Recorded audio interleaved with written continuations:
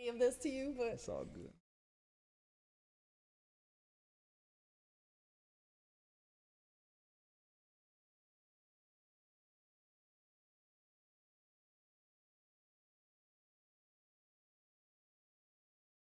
in camera so he can Oh see. yeah, we good.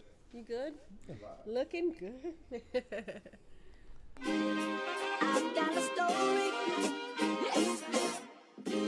Real talk, real people, real conversation. Week to week, this the place to get your inspiration. Go and sit back and unwind, sipping on your coldest glass of wine. This the home of girl bosses and the warriors. Went from tragedy to triumph and it's glorious. Ain't no question if they ask, they got that fire. This the podcast that came to Aspire. Welcome to Aspire Podcast, home of the real talk, real people, real stories. Give it up one time for y'all host, Sujay. Hey, we are live. Happy Friday Eve. It's already Thursday, and I'm so happy to be here. It is season 6, episode 1, and I am starting my season with none other than, and I want you to introduce yourself. You got your own name. What's up, everyone? This is a SouthStar, one half of Smiles and SouthStar, Orlando's Yes. own.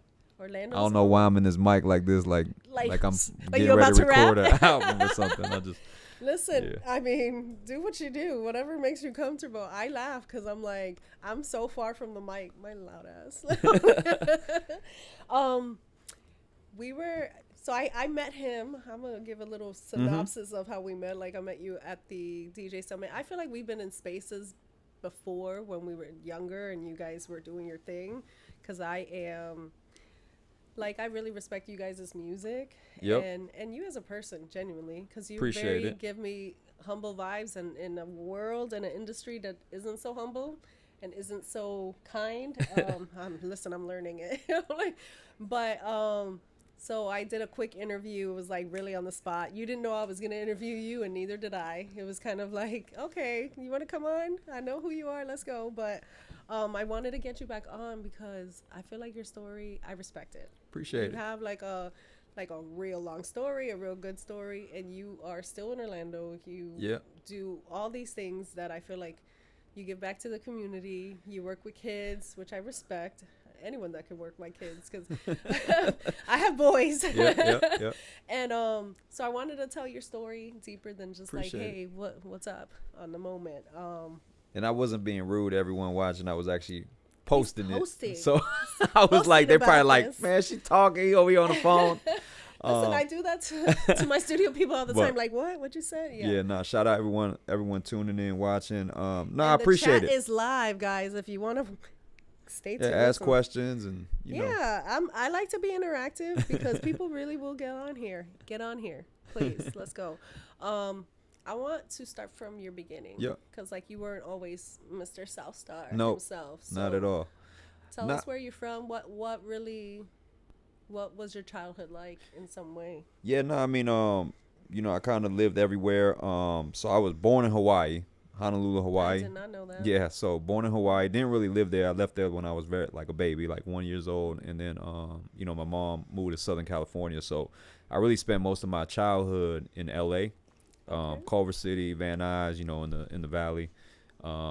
Most of my life I was, growing up there as a kid, and then the earthquake in '94, we were there, and my mom and my stepdad at the time lost their business, and he ended up taking a job in Jersey City, New Jersey. So we packed up From Cali to Jersey. and moved cross country, Couldn't have and been different. all I knew was LA up until that point, and the next thing you know, I'm smack dab living in Jersey City, New Jersey. And that is not. It couldn't have been more different. Oh yeah, it's right? completely No. different. Weather's different, scenery's different. Just the people are different. I did my freshman year of high school up there, and then and the following year, like they decided to move to Orlando in '95, random? and yeah, I mean, well, got a job down here. We came down here for like a vacation, and I didn't know much at the time. It was more, I was a kid.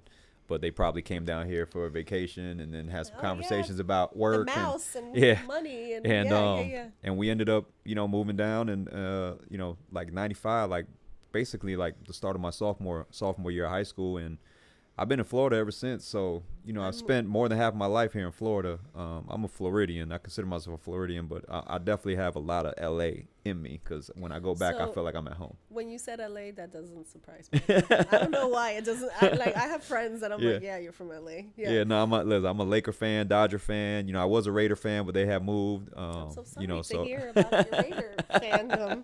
I won't even knock the Lakers, but the Raiders. Yeah. No, so yeah. No, I'm at heart, I got definitely Southern California in me, but I've been in Orlando since 30 years now, and the Orlando's what really raised me into who I am. I've been so. Here the same amount of time. Like we moved the same year and everything, which we talked about. I'm like, yeah, this is crazy. What would you say is the hardest part of your childhood? And I think for the most part, just I it's weird, but I grew up single mom, right? My mom remarried when I was like 7. And then they split up when I was, here in Orlando in high school. But for the most part, like early childhood, single mom. My mom worked nights. She worked late nights at the airport in LA. So she worked the overnight shift at LAX, at duty free at the time. And I used to like stay home like at, 4, 5, 6 years, like 5, 6, 7 years old by myself. That's crazy.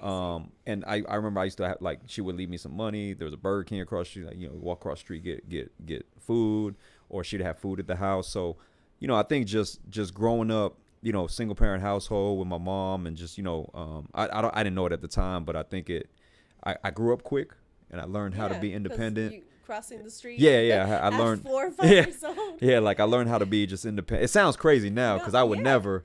But I feel like back then, like 6 years old, 7 years old, we was outside like hanging out by ourselves. Like I would never let my kid go out there. I took the city bus at like 7 years old in Brooklyn. Yeah. Like. So I mean, it sounds crazy now, but like back then, I think it was way, a lot more normal. But I think just growing up single mom, never really grew up with my dad, never had my dad around. So I learned a lot on my own. I grew up playing sports. That was kind of like my thing. Taught myself really how to play sports. I didn't really have no one like teach me. Like I had an older cousin that, kind of helped me baseball. My grandfather too, like would take me out and, play baseball with me. But like for the most part, I learned a lot of it just growing up watching. But, just watching, not knowing at the time, but, my mom obviously, like I think we talked about it the last one, but, just hiding everything. But, just understanding now, these like parents lie, guys. the struggles, these parents lie. You kind of shield it from your kids, right? Like I'm course. sure we all, I got kids now that you shield stuff from them as well. Every day. But I think that was like, looking back, that was probably the hardest part. And then just the moving, right? Like I left everything I knew at 13 years old or 14 years old, whatever I was. And then all of a sudden I'm in Jersey City, New Jersey at a new school, having to make new friends. I don't know nobody, but sports was always like the constant. So like sports was always kind of how I made friends. And like up north, like if you play a little sports, they accept you. That's how I met all my friends. I played football my freshman year of high school up there. And then I played basketball. And then the guys I played with became my friends. And then we would hang out and we would start going to the park or going here. And then you start just meeting friends. And then obviously once I got comfortable there, then I moved to Orlando, and it's like, Jesus Christ, I gotta make new friends again. I did that one, I've had 3 major. Y'all don't want me to have friends. Like, and at that age, like in the middle of high school, I would have never moved. Like I would have left on my own. Yeah. Like that's one thing I told my mom growing up is like, especially because I was like a good student, I was dedicated. I'm not leaving this high school. Like. I'll move out before I leave this. We're not doing that. I think when we moved from Jersey, I tried to convince my mom to leave me back, and I was gonna stay up there with like a friend or like the coach or something. And I was like, I just got comfortable here, like and now I'm picking up and leaving. But those things, like I think ultimately, man, like it's all part of your journey, and it definitely taught me a lot. Do you think that had you stayed in California, would there be a music career for you? I don't know. Like it's hard to say. I think everything happens for a reason. I don't even know if music was necessarily anything. Like when I was young, I was really like, I want to do music. It kind of just happened over time. But I think us leaving LA was actually probably one of the best things for me. Cause I was a pretty bad like kid, like I look back and think about the stuff that I did like younger, and the stuff I put my mom through, and my mom will tell you like, nah, you put me through hell, when we were LA. And I was probably just bad influences around some of the wrong people.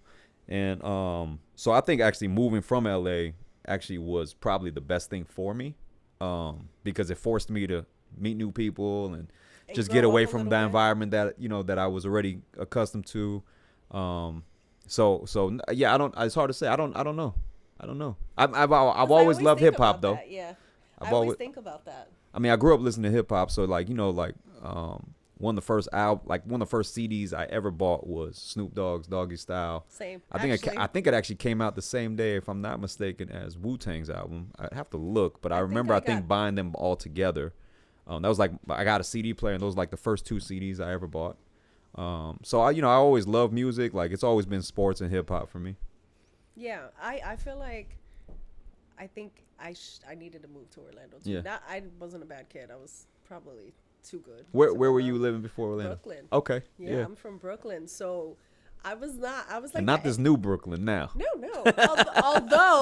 Although, like, what I like about the new Brooklyn is that all the arts are involved. Yeah. All the arts are involved. Brooklyn's a lot different now than it was back then. Of course. So I go back and I'm like, what the hell?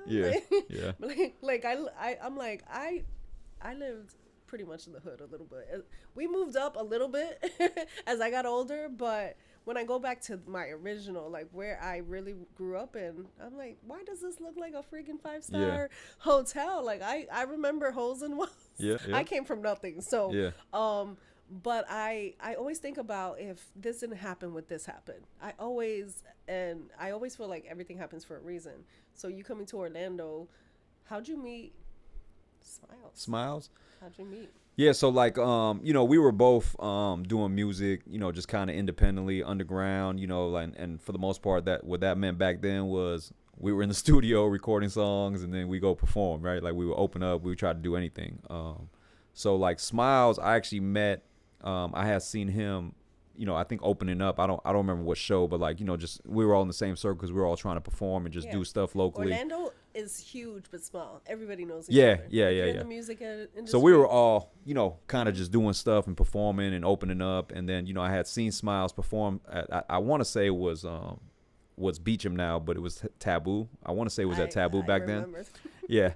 So, and then I remember like telling him like, man, I think you're dope, man. Like, and we were always like at that point, just like, yeah, man, let's hook up, let's connect, let's do something, but it wasn't like now where, you actually had to get to a studio and find somewhere to go record. So we kind of never really like, we knew of each other. We kind of was cool, but we never really started working together. Mm-hmm. And then Dakari, who's actually the producer that, executive produced our first album, he was an in-house producer at Transcontinental Records, which, that was like Lou Pearlman. And, that was like I knew you guys were associated to a certain extent with with the whole Old Town. And, and that was all happening all at the same time. Yeah, it was all through Dakari. Dakari was the one, that he was the in-house producer there. And back then, like, Transcontinental was like the studio that everybody wanted to go to and nobody can get in, because they did everybody, right? So, and Dakari happened to live in the same apartment complex I was living in. And I met him playing basketball in the gym. So, like, it's through basketball, right? Like, we're just playing. And one day, I was just having a conversation with, like, somebody there about, like, a show, like, that I opened up for and something had happened. And he was like, what do you do? Like, you rap? You produce? And I was like, yeah, I rap. So he was, like, just right there, like, just spit. Hey, okay, rap, spit something. So I was, like, right here, like, in the gym, like, we're playing basketball. And I, like, spit this verse. And he was like, yo, that's dope. He's like, you know what? After we play, come with me. I want to play you something. So like after we finished playing, he was like, come with me to the car, and he put on some beats.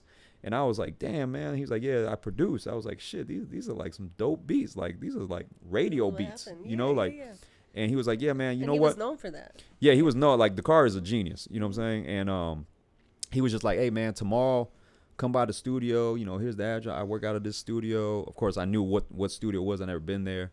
He was like, but come by tomorrow, 5:00. I got a guy named Smiles coming. I was like, oh, I know Smiles. And then there was somebody else actually that was supposed to come. So that's crazy. And then we just went in met that night. It ended up just being me and Smiles. The third guy never came, and me and Smiles ended up recording. Third guy, you missed out. 2 records that night, and then the next and from there it kind of just started. Like it was just we ended up just going every day at 5 o'clock, 5 o'clock, 5 o'clock. Like we would just be there every day, 5 o'clock, all night recording. And that's kind of really how the song started coming about. It wasn't even like we got together, was like, let's make an album or nothing. We just got in the studio, started doing records, and it just happened. Some of the most influential to me rappers and artists start like that. Yeah. Like where it's like accidental almost. Like, Yep. oh yeah, we all into music, but it just like when genius meets the right opportunity and like eager people and eager minds, like that's all you need. All you need is the opportunity, man. So yeah, and to take it and grasp it and work with it, because a lot of people will get all these opportunities thrown at them and do nothing. Like they're not motivated, or they don't think that they can. Like fear. Yeah. Especially you guys were young, like relatively young. I was like 20, 21, 22 at the time. Yeah, for sure. And most people use those opportunities to do nothing. Like they're like, it'll come. Yeah. Now because people get big headed. Oh, like okay, this producer thinks I'm dope, so okay, the next one will. So I don't really have to follow through. What I respected about you guys, even when I was younger and watching, and obviously I've been here, so I know who you guys were, is that it was like you guys were for the people. I mean, we're from here, so like the dope part was, I don't think like. I actually tell people this, like, like I kind of start grasping what we did now probably more than at the moment. Like we knew, like, okay, yeah, I mean, we have a pretty big record, and we're touring nationwide, and we're getting, people know us, and we understood it. But like, all these years later, to really like think about it, like, and really have people like even come up to this day like, man, I did music because of you. Hey, I thought we could make it from Orlando because of you. We always represented the city. It was definitely important for us to do that. And we came up in a time where even for Florida in general, like it wasn't a lot of Florida artists. Like it was really, hip hop was a New York, LA thing, with Chicago kind of in the mix, but it was really New York, LA. And yeah, I mean, so it meant a lot for us when we were like, everywhere we went, it was like, nah, we from Orlando, like, and they're like, really, like we didn't even know, we didn't even know y'all had hip hop in Orlando. You guys do music out there, but yeah, you said something that stood out. You said that you grasp it now more, but I feel like maybe it's appreciation. I think it's just that the appreciation is, man. Listen, it's been 20-something years, and I'm here having this conversation, and because of that, it has nothing to do with anything I'm doing right now. Is because actually, well, that's a lie. It does, but like, but it doesn't happen if it wasn't for what happened 20+ years ago. So, when I start thinking about it, and then you still see like people like showing love for the record, and still coming up like, yo, like, man, that was my jam back in middle school or high school, like. You start realizing like, damn, man, like, like these people, like all these years later, is still remember them, and they put them back in like a place in their lives.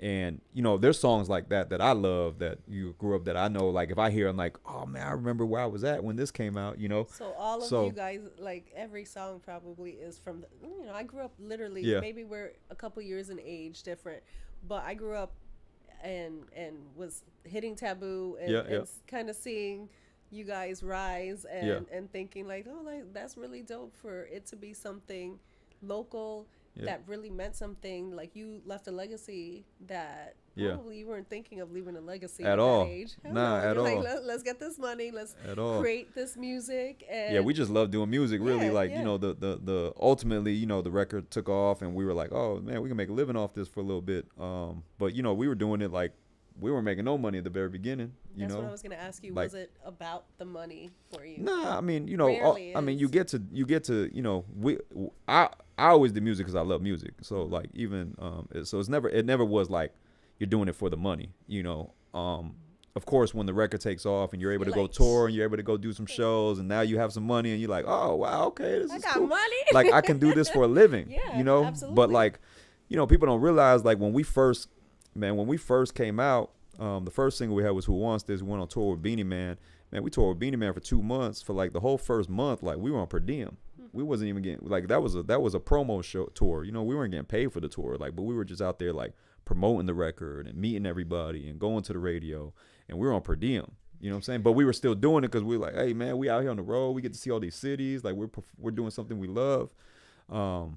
It wasn't until, you know, the record Tell Me comes out and starts taking off that you like, oh man, we can make a living off this. Yeah. You know, so you know, you do it for the love, man. Like that's the agree. number one reason. I feel like a lot of people nowadays, because music is more, people want instant gratification for their music, and that's what separates genuine artists from like, yo, you're just gonna be doing this for like a couple years and then just kind of, you know what I mean? Yep. Because I see it all the time where these younger artists are like, yeah, like I gotta get paid for everything I do, and it doesn't work like I don't even like, that's not how it works here either. You know what I'm saying? Like, you really, for the things you love, you gotta put blood, sweat, and tears, or you're not gonna do it. Like, it's not gonna last a long time. They used to always ask us, like, you know, even back then, like even now I say the same thing, but like they used to always ask, like, you know, what's one advice you would give, you know, like the up and coming artists. I actually would have asked you something like that. Yeah, so, and I used to always tell them the same thing, like, you know, just love it. Like, you have to love it, because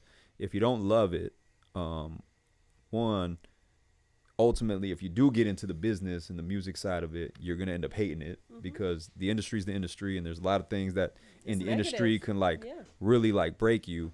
But if you know that ultimately it's all about, like, I do the music because I love doing music, I love creating, I love, you know, expressing myself. You know, anything else that comes with it comes with extra. it. You know what I'm saying? So you know, yeah, man, it all starts at the love of it. And then, you know, if you love the art and you love, you know, being a creative and you know, making music, and you really dive into how do I get better, what do I got, you know, and you really start expanding on your talent. I had a conversation with someone the other day, and they're like, oh, I have this talent, ready, like eager, but they're not ready. What would you say to someone that has talent but like maybe lacks polishing, maybe lacks discipline, because discipline is needed in any entertainment industry. I don't care what you do. If you paint, you need discipline. If you write, whatever, if you podcast, you need discipline. What would you tell them, like, as advice for, hey, slow your roll, or maybe get right with your music? I mean, it's just work on your craft and perfect your craft. You know, discipline isn't nothing than just, you know, just wanting to do something that maybe you don't want to do continuously, right? Because that's how you create discipline.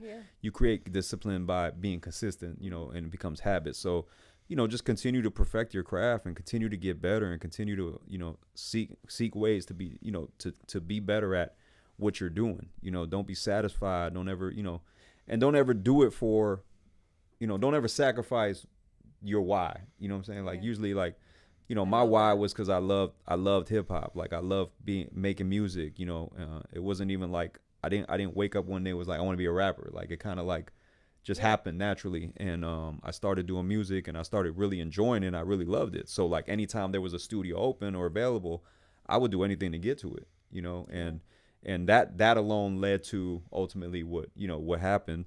But you know, just don't never sacrifice your why, and just remember that's really the reason that you're doing it. That's like something you put. Don't sacrifice your why.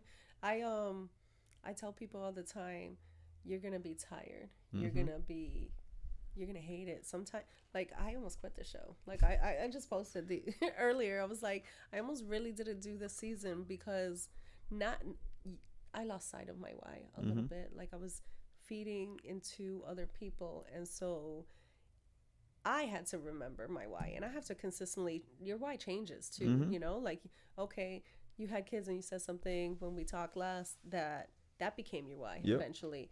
But if you don't have a why too, then you're never gonna you can succeed, but it's gonna be some of the saddest moments of your life. Because I went through a period where I didn't know if I loved it anymore. Because I'm feeding into something, and I'm feeding into people and not really getting any reciprocation back.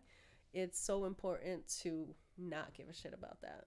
I mean, I never did it for, you know, to satisfy anybody else. Like, you know, if I did, I would have probably quit after that. You know, our first show in Newark, New Jersey with Beanie Man, when we were up there, and it was like Who the hell are y'all? And I was and like, and okay, well maybe they and don't like Jersey us. ain't forgiving. No, Jersey's in not forgiving. Newark, New Jersey at that. Yes, listen. But I didn't, I never did it for, I did it because I just love doing it, and whatever happens happens. You know what I'm saying? What would you say to people about getting hate? Because as much love as you can get, sometimes you get hate. And in this industry, you gotta have thick skin. Yeah. You gotta know who the hell you are. Yep. Because I always say this: the world will tell you who you're not, and you just gotta be very sure of yourself. But what would you tell people about that? Yeah, I mean, shit, we had a lot of haters. You know what I'm saying? Like we got a lot of Sure. it. Orlando's full But of haters. ultimately, like if they hate you, they love you, they know you. They know what you're doing. They're paying attention. Yeah, they're paying attention, and like in the publicity world, they always talk about good publicity, bad publicity, all good publicity. It's something similar.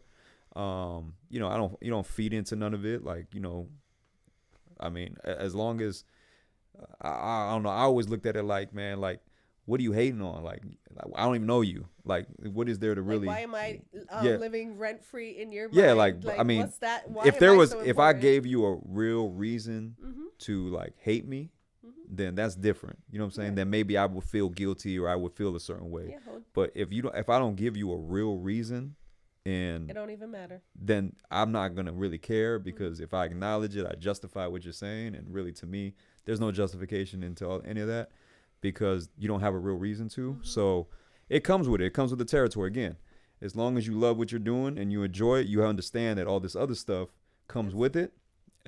If you get too caught up into that and forget why you're doing it, that's when you fall apart or things go wrong. So I didn't fall apart due to hate. It was just more, all right, well, this person needs me to do this. This person, it became about the people and not. And I love working with people. I love interviewing. I love deep conversations. I love talking about whatever and hearing people's stories. But I also it's something about, and maybe you can relate, it's something that you have to keep it at, that's their story, not mine. Because you take it all in. Yep. And in this industry, it's crazy how I'm learning. I'm really learning. I love it, and I love the arts, but it's draining. Yeah. If you don't love it, it's draining. Now I gotta talk about this a little bit because I'm curious. Like your dad, but how was like finding love or dating or even, and we're not specific into people because I'm not doing that for you, but people wonder, like, how did that even happen? Because that's also something that you got to be careful for when people know, oh, SouthStar, like, oh, I'm with this person, that it's not for your notoriety, but for who you are. It's hard, like you're definitely careful, you're cautious, but I think also at the same time, like, I always give benefit of the doubt, that's not the real reason. That's a good man. Until you give me something reason to not like you. I mean, that's just kind of my thing. It's hard though. Like, I ain't gonna lie. Especially at that time, when everywhere you go, everybody's just like fangirling you. Yeah, it's just like, it's nuts. You're just like, Jesus. And it's annoying. And then you're just like, all girls like this, like some of the stuff that you see is like, but I mean, it's hard, but at the same time, like, I give everyone benefit of that. I don't judge nobody. I don't you prejudge anyone. As that. You do. Yeah. Why I wanted you back on is because, like, not every interview I do in a setting like the DJ Summit or whatever, I get that vibe of like, oh yeah, I want to have a full conversation with this person, because I would be lying. But it was just like, okay, he really seems so genuine. And you don't get that a lot. You don't appreciate really it. No, it was. Yeah. I really was like, all right, he's somebody that I would like. I can actually I know people that are your friends, and I'm like, even people like you're someone's friend, like, you know what I mean. Yeah. And I always tell people, I don't fangirl nobody. I wasn't like that when I was a kid. Like, oh, okay, they have good music. It's respect more than a fan, and those are the people that stay listening to your music day in and day out because they respect you.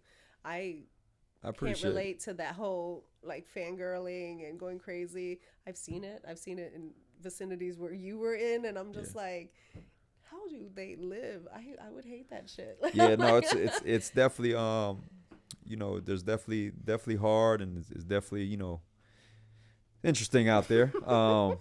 But at the end of the day, like like from a personal standpoint, obviously, like You gotta I believe wean in it. just Yeah. well, I mean, I just believe in having like a real relationship, real conversations, and really real connections, and I give everyone the benefit of the doubt. That's real rare too. You know, The real connection, yeah, real conversation. People don't do that. yeah. Even now, like Especially back, nowadays, like it's harder now. yes, You nobody know, talks. Nobody yeah, is like everything is like a quick text. I don't know.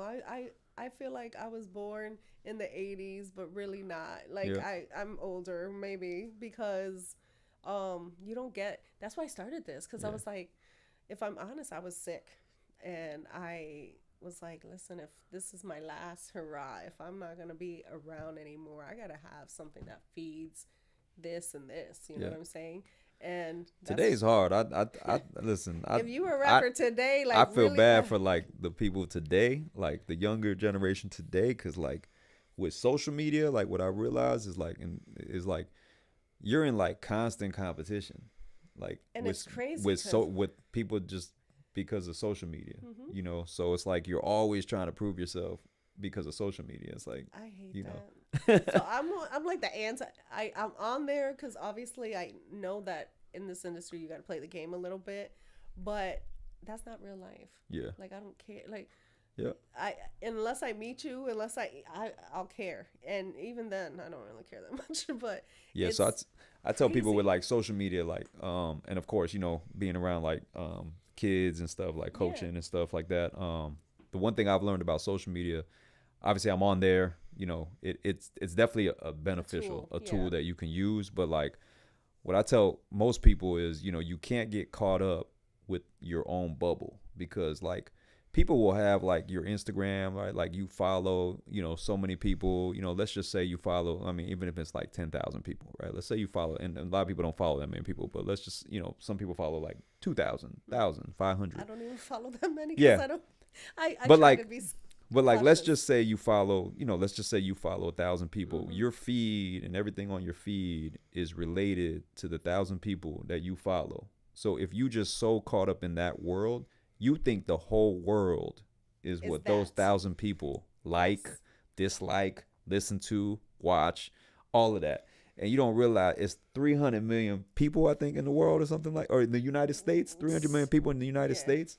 So you're talking about 1,000 people this much that you people. think is the whole world, everything It's that's going on in the corny. world. You have no idea what's going on in the real world. Yeah. So it's hard. Like that's what I mean. Like for kids, like I think it's super hard in this generation growing up, because they are caught up in a lot of times the bubble that they're in, not realizing that if they can get outside of that bubble, it's so much other stuff going on. There's so much other opportunities going on. There's so much other people that, like the kids that, oh man, they don't like, I'm not cool, I'm not this. Like, no, you're just in the Like wrong. who You're the what are hell you cares looking at? about this three Yeah, people like in your circle? Like exactly. I tell my kids that all the That's time. not the whole world. No, So, that's a fraction. I was never the kid to feed into that, but I'm more or less now as an adult hate it. yeah, Like I do not, and then that's why I don't really even follow people that don't feed me in some way. Like that's why I'm yeah, like my friends are like, you're in this industry and your page is private, my personal page, yeah, and I am more about like those genuine connections yeah, on there, or what's the point? And I also need to feel like if I'm gonna scroll, I'm not gonna feel any type of way by your posts. I'm not gonna, because you don't want negativity on there. And if you follow 1,000 negative ass people, yeah. all you become. You think the world's yeah, negative? Yeah. exactly. I'm real cautious about that. Now But the internet is funny as hell though. oh, I laugh. I'm always and listen. And let's keep it real. Yes, some I funny pay stuff on attention the to internet, music man. on there, but I'm laughing Yeah, 99.9% I love of the the time. keep You feeding love me the funny stuff. the Those things yes, is funny. the BS and all that, because life is hard. And why are you? I hate when people are constantly posting negative situations in their life. Listen, we all have moments, right? But if you're always doing that, like I'm not following you, I unfollow or never started to Yep. follow you. You talk about kids. How did you get into coaching? Because I'm really proud of you for that. Thank you. Well, obviously I grew up playing basketball. Like that's probably my first love. I got kind of discovered, I guess, playing Through that, basketball by Dakari. Always loved basketball, and when I played, up until like probably like 4 years ago, really, like almost consistently. But I had my oldest son graduate high school 2021. So, I kind of followed he played high school. I kind of followed him with his like AAU and his middle school and high school basketball. And then when he graduated in 2021, that summer was like, I was like, man, there's no, What am I gonna yeah, do? like what am I gonna do this summer, like spring and summer? Because all I knew was going AAU tournaments and watching him. And a real good friend of mine, Anthony Ricks, who runs one of the biggest AAU programs in the state of Florida, I kind of had reached out to him like through Instagram. I was like, hey man, like I ain't my son graduated, I ain't got nothing. If you need any help, let me know. I might be interested. I didn't know I wanted to coach at the time. I just know I like basketball, want to be around, and I don't play as much no more because I'm older. I just can't do it. But I like but I like the competition of it, right? So, so he was like, yeah, man, we got trials tomorrow. Just come on out, hang out. So I hung out. I went out, and then I kind of just stayed around. And then like a couple weeks later, he was like, hey man, I'm gonna have you coach this team. And I'm like, okay. Like I had no idea. I mean, I knew what I was doing, but it was like I wasn't like ready to like. It was my first time actually like taking a team without my son. And I went, coached that team for that summer, and it was fun. Like I enjoyed it. Like I realized that I thought I was doing it because I wanted the competitiveness to feed my competitiveness. And after you kind of start teaching the kids, being around the kids, I started realizing what I really love about it is actually the giving back part. Like. Yeah. Being able to kind of teach kids, talk to kids, give them your experience. Of course, they always find out that I did music. I used to rap, coach. And then you start using that, and you're like, yeah, man, like, and it all kind of ties together. And then that fall, Coach Black, who actually is one of my assistants at the high school now, get a chance to work with him this year. Him and Coach Thomas, they had got the job at a Coe High School. Okay. And they kind of came to me. They seen me coaching AAU and was like, hey, you want to coach high school? And I was like, well, I don't know if I want to. So I was like, what? But I'll do it. Let me try it out. And I went there and I coached at a Coe for that season. I coached their freshman team and was an assistant on varsity. And again, I started like really like enjoying it. And the more and more I did it, I started realizing, man, this is fun. Like I enjoy it. Like I like the competitiveness of it. I want to learn it. I want to be good at it. I mean, I know basketball, but coaching basketball is very different. It is. You got to learn kids how to talk. Every kid learns different. You start learning all these different things. And I started really, really, really focusing on wanting to do it. And that's kind of how I got started, really, man. Like just through people I know that gave me a chance, And, before that, obviously, I coached like kids like my son and on little stuff like that. But coaching your kid, because you could be like, yo, what the hell? Yeah, the crazy thing is I'll never coach my kid. I tell my kids I won't coach my kids. Yeah. I did it with my oldest son. We bumped heads a lot because of it. There was a period that we kind of was strained. Our relationship is great right now. But after that I was like, you know what, man? Like what I realized is it's hard to be dad and coach. Of course. So with my kids, I'd rather just be dad. Mm-hmm. Of course, if they ask me and they're like, hey, you want me to help you with something, I'll tell them like, I'll help you, but just know that that's coach. You know what I'm saying? Like that's a whole different person. Like I'm a change. What hat do you want me to wear? Because sometimes with kids, you gotta really like, my youngest, I feel like he's gonna be in the arts in some way. He loves basketball too, but he'll ask me my opinion on something. I'm like, do you want the mommy? Watered down, sweet but careful, or you want like how I would talk to everybody else. And he's 13, but he's very both my kids are very like just old souls, so they're like, no, just give it to me straight, and they're straight shooters themselves. But to coach, I would never. And I don't know that I could even work with my kids. You know what I mean? Because it's a different dynamic. You have to separate that. You got to take that aside. Nah, so I like, whenever I go into my kids' sports, like, I sit down, I chill. I don't say nothing to the coaches. I don't say nothing. I don't coach. I don't know how you do that, though. I don't coach from the side. I don't do nothing. It's like the most peaceful sporting event that I'm usually at, because since I do it every day as a coach, like I'm just always like so intense at it. But nah, I mean, I enjoy it. I love it. I'm on this is my 5th year coaching high school. It's my 4th year as a head coach. I've done 5 years of AAU. And we're one of the top programs in the state. Austin River Southeast Elite, which is we coach on the Adidas circuit.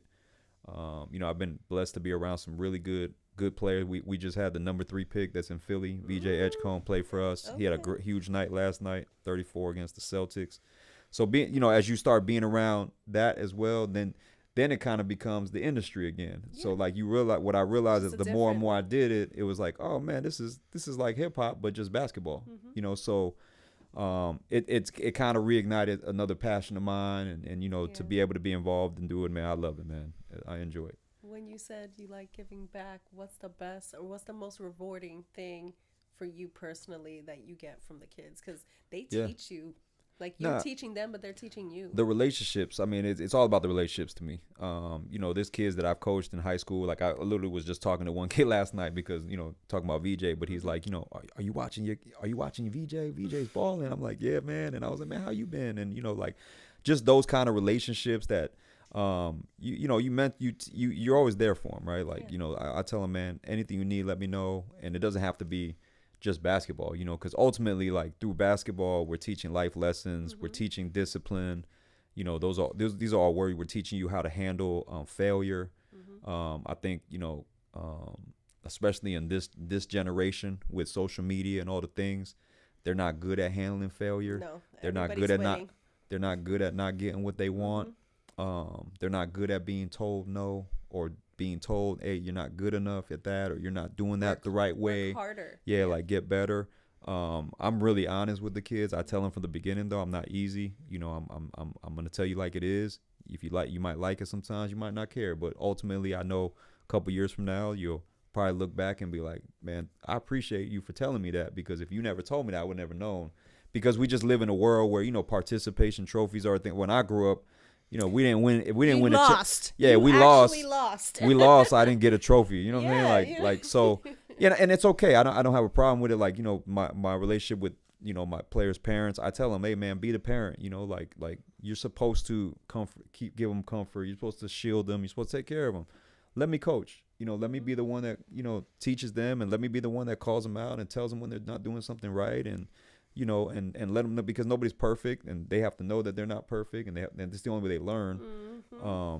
So, I mean, I love it. I absolutely love it. It's my thing. Tell when you spoke about, and we spoke like a second about coaching, but like the smile on your face, I was like, okay, I gotta ask him more about that. Yeah, no. When people ask, when we get to talk about coaching, like I start going like it was hip hop back in the day when I was doing music. I gotta ask, and there may not be one is better than the other. What do you love more? There's not one better than the other, but what I do appreciate, and I am very grateful for, is that I've had an opportunity now to basically do, both sides, right? I love hip hop, I love basketball. Yeah. The fact that I was able to do hip hop for quite a while professionally, and actually be in the industry, and now be able to follow another passion of mine, which is basketball, and be involved in that industry, in that world. I'm grateful. Like I'm thankful for that. Not a lot of people get to do one of their passions, let alone both. So, I'm very great. It's hard. I couldn't really probably pick one or the other. No, I almost knew that you were gonna pick, but I feel like one set you up for the other, though. For sure. Yeah. First of all, basketball. My basketball story. Through high school, I learned a lot of stuff, life lessons through that. Because it wasn't like I didn't have a basketball career, right? And as much as I probably wanted to as a kid, I know why now. I know what I mean? Too, but it kind of prepared me for the next opportunity, which ended up being being a musician and being hip hop. And then everything I learned through there, the hard work, the dedication, the commitment, like really talked about perfecting your craft, and being in the studio and working is very similar to, hey man, get in the gym and let's get some shots up if you want to shoot better, right? Like I have to be in the studio, write more records, record more songs if I want to get better, become a better songwriter, become a better artist. So all of it all kind of ties together, and so all of it's kind of prepared you for all of it. Yeah.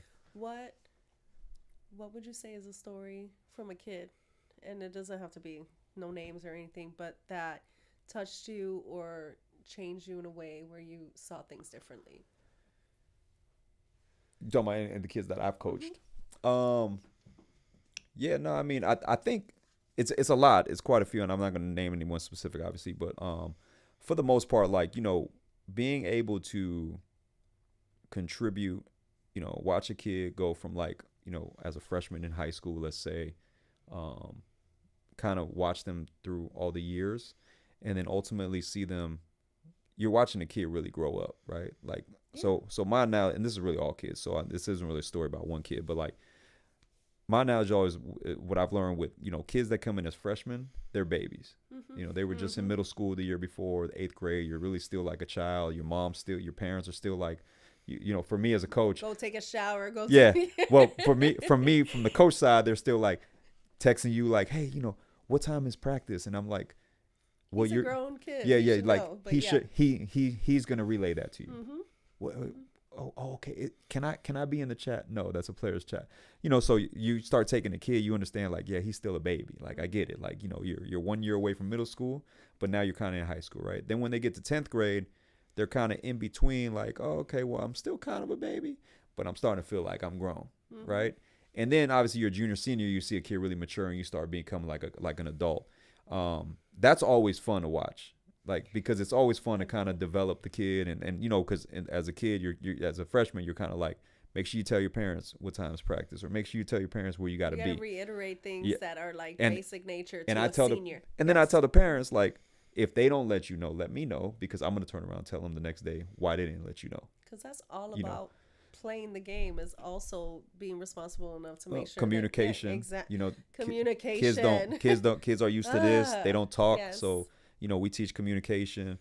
We teach them about attendance, how important it is to be early, be on, 15 minutes early is on time. Like, so all these life lessons that we're trying to teach them and mold them into, be accountable for yourself, discipline, right? Work hard, energy, effort, non-negotiables. Like, those are all things that we bring in, and we want to make sure that they do that.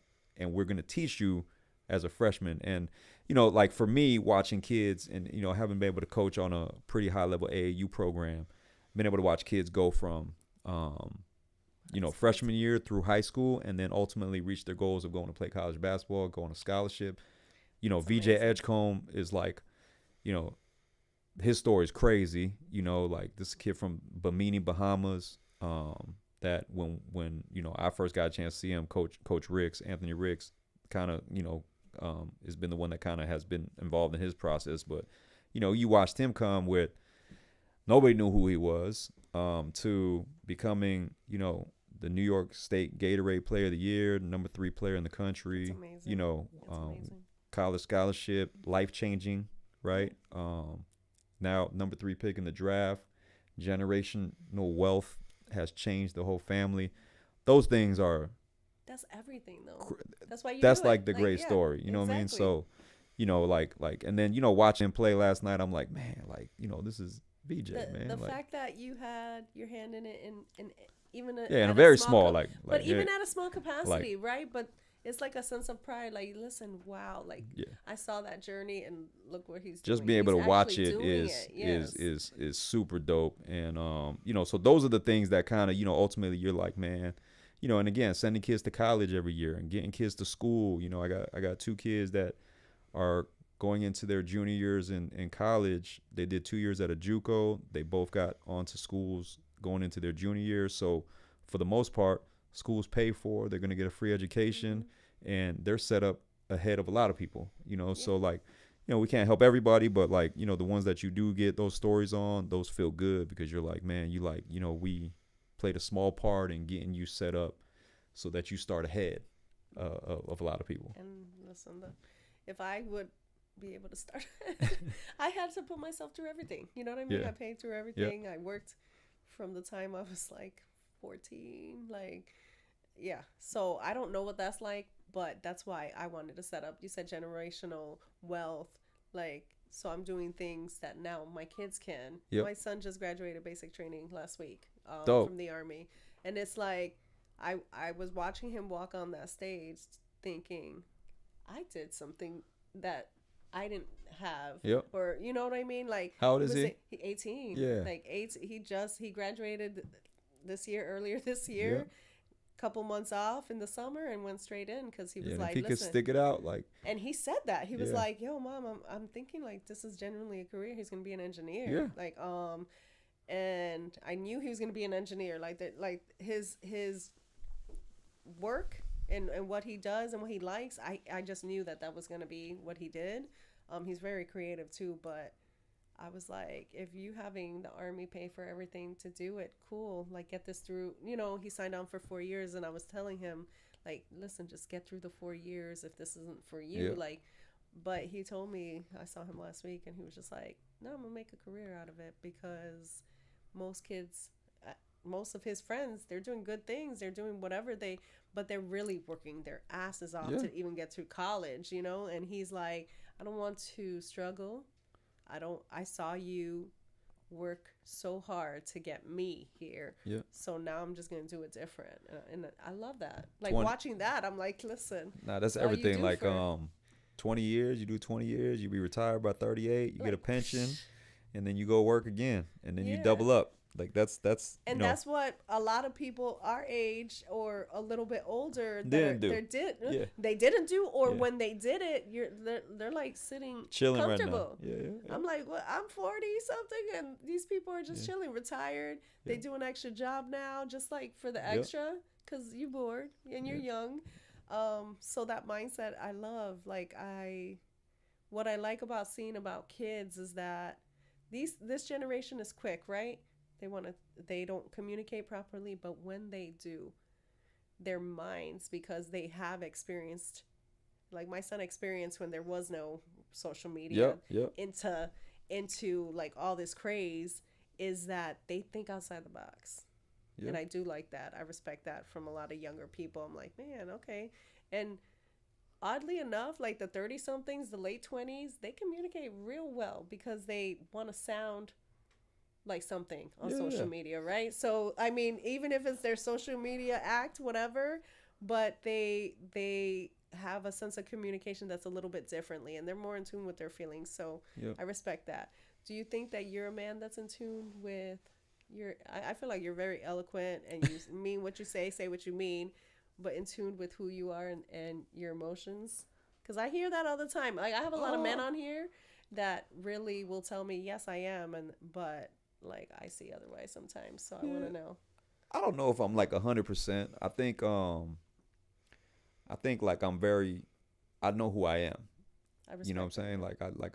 saying? It took me a while. Like and I tell people, like, you know, like in your 20s you might think you know who you You are, have no freaking idea. but you really like don't know nothing. And then Nothing. your 30s you really kind of learn who you are, and then by the time you're 40, like you know, like you are or at who you least are. you should. Like, you I know? feel like Um, the problem with the 40 somethings that don't, like, you weren't working at yourself, because people need, especially you've been in the industry where they can tell you about yourself. Yeah. And if you didn't know enough about you, you're going to believe them, and then you could have fallen into all Yep. kinds of crazy stuff. So I really feel like, as artists, as people that are trying to be anything where there's notoriety involved, they got to really know. They Yeah. got to hone in on who they are Yep. from like early. Like, if you don't know yourself, get to know yourself and fast, because Yeah. people always try to convince you otherwise. Yeah, so yeah, I mean, I think I know who I am. I think I'm comfortable with who I am. I don't, you know, I'm very comfortable, like, with, you know, the man I am. You know, but as far as like in touch with emotions and feelings, I don't know. It's hard to say. It's hard to say. It's a random ass question, but yeah. I had a segment last season. Damn, it's crazy how it's been. And it was just like, I had men on the show that wanted to voice what women should know, and Yeah. I'm all for it, because I'm like, listen.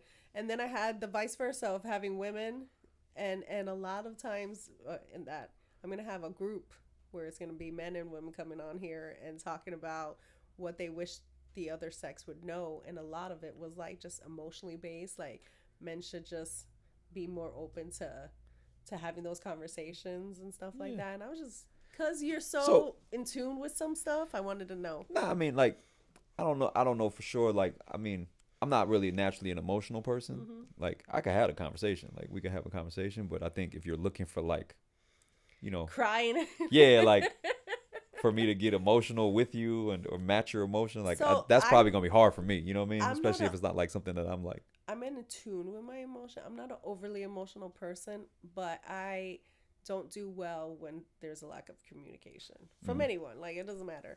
I do it for a living. Like Yeah. I communicate. So like I need communication. What would you say is your most toxic trait? I might be bad at that actually. I avoid conflict, so like I'm not like a big into no conflict. So I listen. I'm a pretty good listener. I'll hear everything. Um, so I think sometimes we'll say this will be the woman comment, but like I think women, they want you to listen, and then for the most part they want you to agree. I actually so Huh? And the trick like, is everybody's agreeing no with you no, back here. but the trick is if you learn how to agree, everything's happy. So But I'm I not. love I'm the that type you that said listen. I'm the type that listen, and then I might not necessarily agree, but then I also don't like say something like I agree or disagree, and you're kind of like, "Are you listening Left to in me?" limbo. Yeah, you're kind of like, "Are you listening to me?" I'm like, "Well, That's toxic. no, I understand what you're saying, but like, I might not agree with it." Yeah. You know what I'm saying? Like, and that's and again, Avoidance is your toxic trait. so I avoid conflict. You know what I mean? I avoid conflict. I gotta say, like, I'm a woman. I don't think and I'm get this all the time, and he can vouch. Like, I'm not the stereotypical woman. I don't need you to agree. I want to hear if you disagree. Like, I want to understand your side. That's so like that, a setup, though, man. No, I'm it's telling you. not. For me, it's I not. feel like that's like, a I really, setup. Oh. if you tell me, What you mean you don't agree? no, I hear that already. I don't. Listen, that's for another show. Yeah. But What you mean I'm not right? Oh wait, no, you are right. no, so that's the thing. I don't need to be right. Like Yeah, I yeah. want if I'm wrong, hold me accountable Yeah. for one thing. But you can't hold me accountable if you don't say nothing, No, I right? agree. So, I think my toxic trait is expecting me from people. Like I would expect if I communicated properly or clearly that you're gonna reciprocate that. Yeah. People don't do that shit. What is it? What does that say? Men are from what is it? Men are from Mars or Venus. women are from Mars. What is no, it? men are from Mars, women are Yeah, from man, Venus. that shit is true. I don't know because I grew up with boys. Like Yeah. I have a sister, but I love you, but she didn't really count. Like because she was just like always in her own world. She was the oldest, and I'm in between two boys. I just understand men, or I try to. You know, I'm not perfect, but I never got like I sometimes don't understand women more than I don't understand men. Yeah, no, I'm a very good listener. I hear But everything. he ain't gonna tell you shit. I just avoid conflict, man. Like, yeah, if I don't agree, I just be like, oh, okay, cool, that sounds good. But then, how do you that? I gotta ask. I don't even know if you're single or not. Yeah, no, I am single. That's Okay. that might be the problem. So, well, that's what I was gonna be like. Well, how do you make things work if you're not gonna say nothing? You know what I mean? Clearly, I'm doing it wrong. Listen, so I'm the wrong person there's to nothing ask. wrong with being single, because there's not. But it's just like since you communicate so well, I would have thought that that's not your problem. No, I mean, again, like I think with me, like I'm honest. So like, if I don't agree, I don't agree. You know, like But I think you don't say it. and I'll probably say it. Yeah, like, I mean, well, it depends. Like, my mom probably say the same thing. My sister probably say the same thing. Oh, you know, he's always this, that, and it's like, well, if I hear something I don't agree or I think you're doing it wrong, I'm gonna tell you what I think, and doing it wrong. and you know, I just don't agree. Like, and Yeah. it's not to say that. And again, like I always say, I'm not always right either. Like, you know, I don't know if I'm right. I don't know if I'm wrong. I don't know if you're right. I don't know if you're wrong. I'm just giving you what I think, my opinion. People in the world want black and white. Yeah. I tell people in the world Too much gray in there the is world. so much gray. I Yeah. live in the gray. You know Yeah. why? Because that's gonna make me understand the black and the white. Yep. Like, and I don't like to say hate, but when people are just like, well, I want a black and white answer. I want a straight up.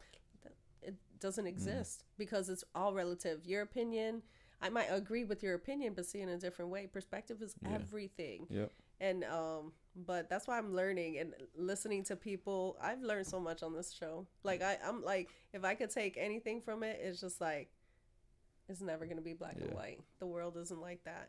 What would you want? Not your kids' legacy, because we kind of talked about that. But if you were mentioned in a room where nobody knew you, but one person, what would you want that one person to say about you? Or that you left an impression on this one person, and what would be the impression that you want to leave in the world? That's a good question. I mean, obviously nothing negative. um, Nobody wants to be nah, known for the asshole, yeah. or maybe you do, but But ultimately, like, he was just a good person. Like, he was genuine. Like, he was just I don't know, real. I don't, like, just a good person. Like, he always did what's right. He always did the good thing. He cared about others. I think ultimately that's all you can do. He gave back.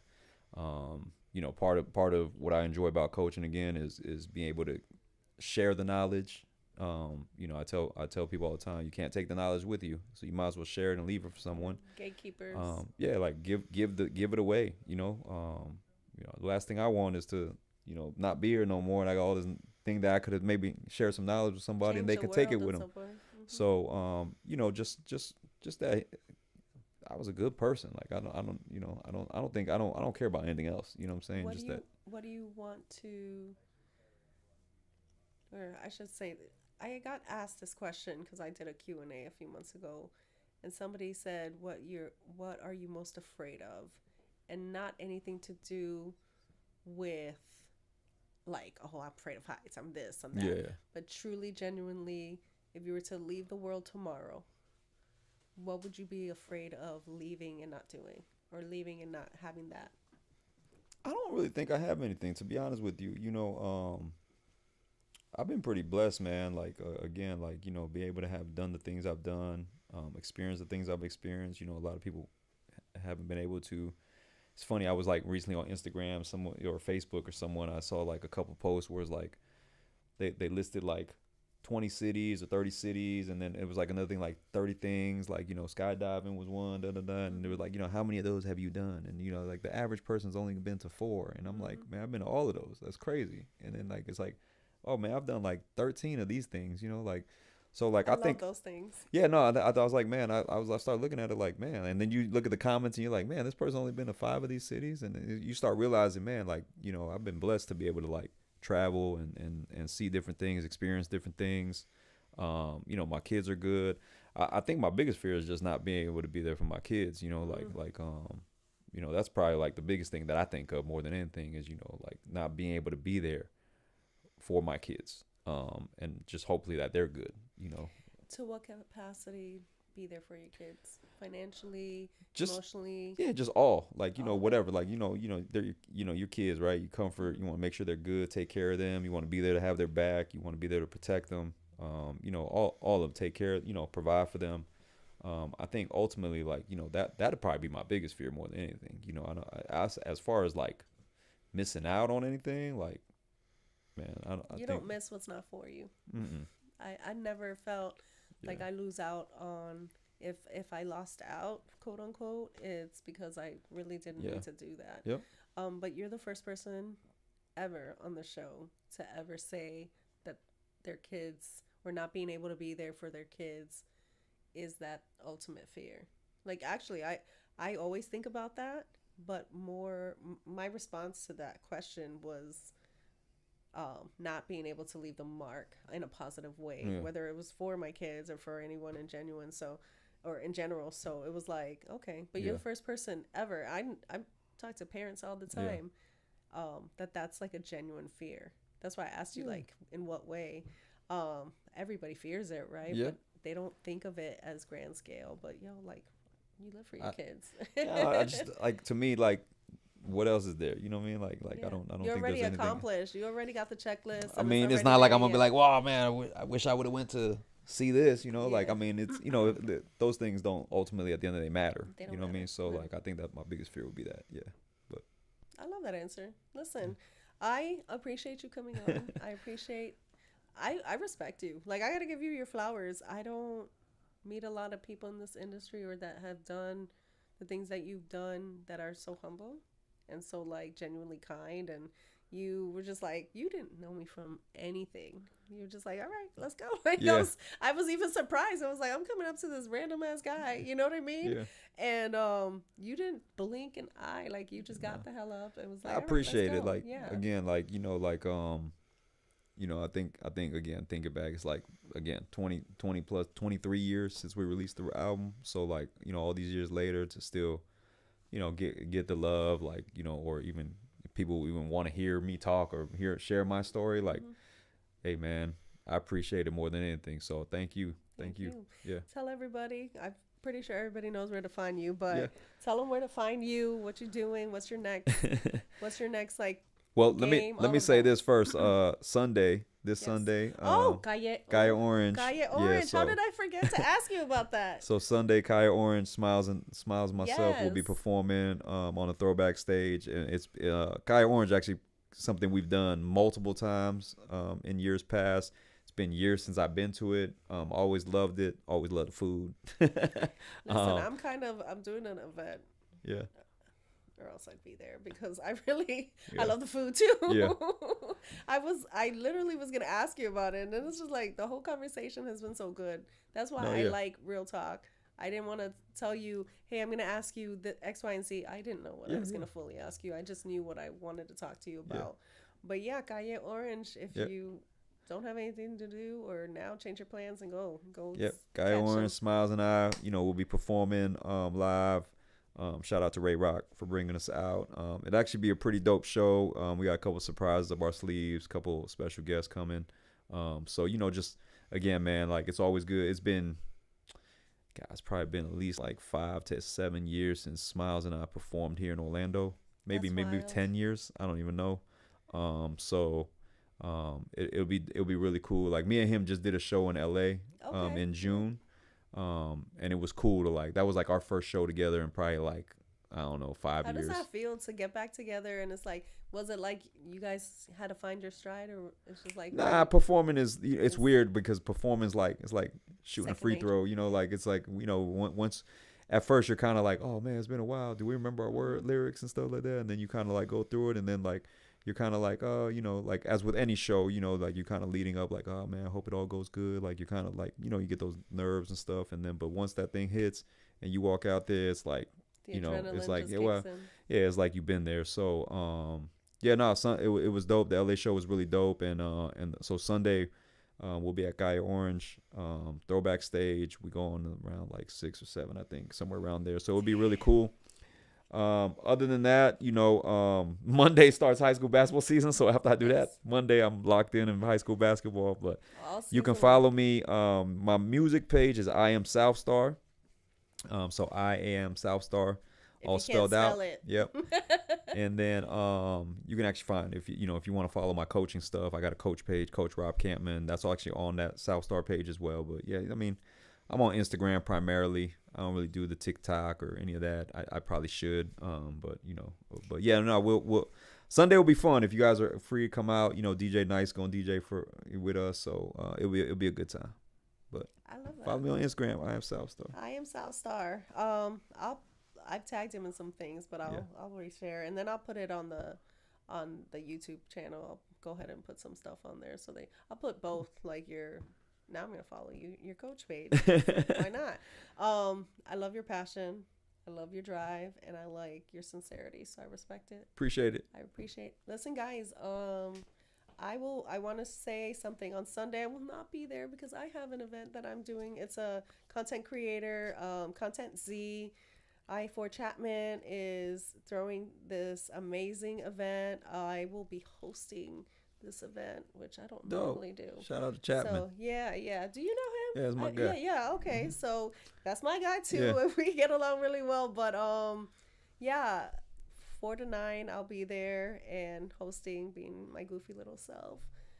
And yeah, so either come to one of the events on Sunday. I wish I was going. I'm like, Orange is on the same day, but when I keep my word. When I say I'm gonna do something, I Yeah. do it. So yeah, are you interested in doing more like interviews and getting out there again, just telling your story? Because I know people that would love to hear you, radio, all of that. I'm always open. I actually get a lot of people reach out. I'm always down. I've done a few. A lot of them virtual, through Yeah. video, whatnot. But yeah, no, I'm always down. It's just schedule for me. Yeah. You know, it's Busy. just Life.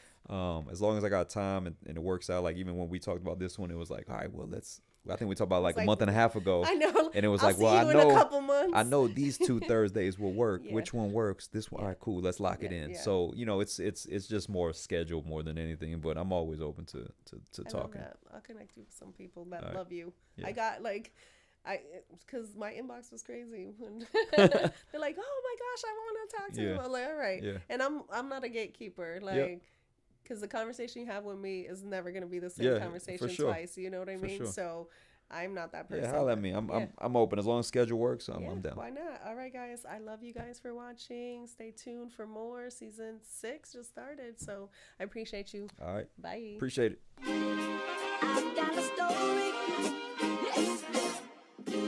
Real talk.